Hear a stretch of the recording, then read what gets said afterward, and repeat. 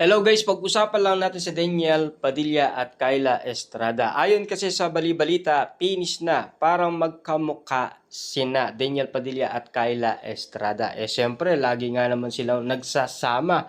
Ganyan din naman kasi ang kwento ng mga netizens kina Alden Richard at Catherine Bernardo. Noong sila ay laging lumalabas at nakikita. At ganyan din naman kasi ang kwento ng mga netizens kina Catherine Bernardo at Mayor Mart Alcala. Magkamuka na daw, 'di ba? Ganyan din naman ang kwento ng iba't ibang mga netizens kina Paulo Abilino at Kim Chiu. Magkamuka na daw. Grabe nga naman kasi dahil halatang-alata natin na talagang tila kapag nagsasama ang isang lalaki at babae, tila nagkakamuka na daw. Ibig bang sabihin, nahanap na nila ang kanilang soulmate or nahanap na ang kanilang crush. Ayon kasi sa balita, nung nakita ni Daniel Padilla si Kyla Estrada ay gustong-gusto ni Daniel Padilla si Kyla Estrada. Pero nagsalita naman si Daniel Padilla na ayaw niya sa Inglesera.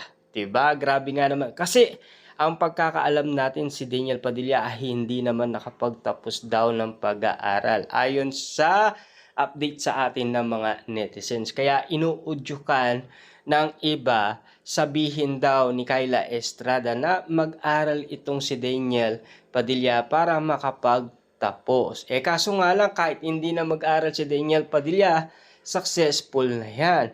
May narating na yan, 'di ba? Kayang-kaya niya ng buhayin kung sakasakaling magkaroon man siya ng partner. Kaso nga lang kasi, tulad ng sinasabi ng tatlong direktor, kung sakasakaling kulang pa ang kanilang pagiging successful at gusto pa nilang patunayan na meron pa silang ibubuga. Kaso nga lang kasi, may ula kay Daniel Padilla.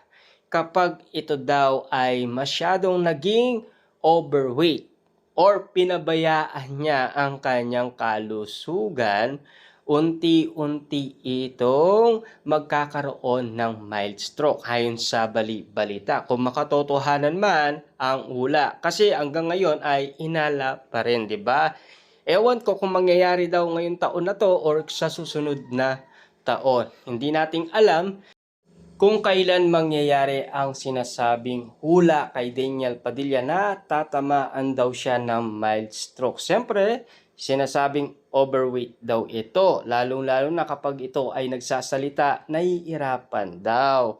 Nakikita yata ng manghuhula. Siyempre, ayon naman sa ibang mga netizens, level up si Daniel Padilla.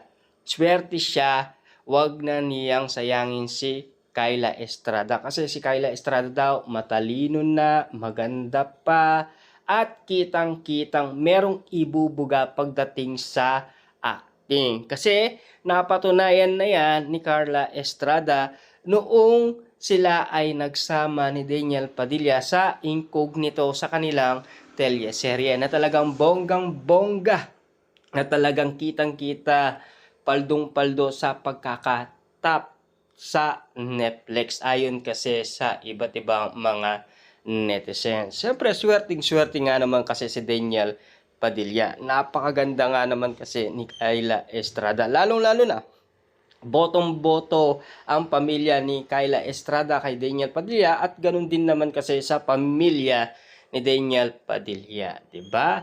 Grabe, at least nakikita natin na nag-i-enjoy ang pamilya ni Kyla Estrada at nag-i-enjoy din ang pamilya ni Daniel Padilla kapag nakikitang masaya ang kanilang mga anak. Sa katunayan niyan, pinag-uusapan na naalata na noon pa man na talagang si Catherine Bernardo ay nagsiselos umano kay Kyla Estrada. Ibig bang sabihin, kahit na iwalay na sila, nagseselos pa rin itong si Catherine Bernardo kapag meron nakakasamang iba si Daniel Padilla. Ika nga ni Catherine Bernardo, 'di ba?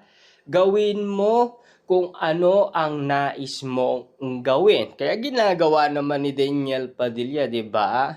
Yun naman kasi ang inamin ni Catherine Bernardo. Pero kung gusto ninyong balikan yan, hanapin lang ninyo yung reunion ng Katniel kasama ang tatlong direktor. Malalaman ninyo kung ano ang sinasabi ni Catherine Bernardo at Daniel Padilla. Na alam nyo naman siguro, no? Hinahanap-hanap pa nila ang kanilang sarili sa isa't isa dahil unti-unti na talaga nilang nalalaman na sila ay nagmamature na. At least, nakikita naman natin na tama naman yung ginagawa ni Catherine Bernardo. At least, nakikita natin na nag-i-enjoy naman yung dalawa.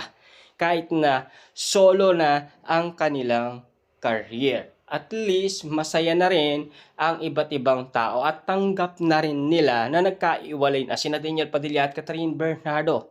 At tanggap na rin nila na si Daniel Padilla at Kyla Estrada ay magjowa na. At tanggap na rin ng ibang mga tao na si Catherine Bernardo ay meron ng jowa. Walang iba kundi si Mayor Mark Alcala. Kahit wala pang resibo at ebidensyang magpapatunay.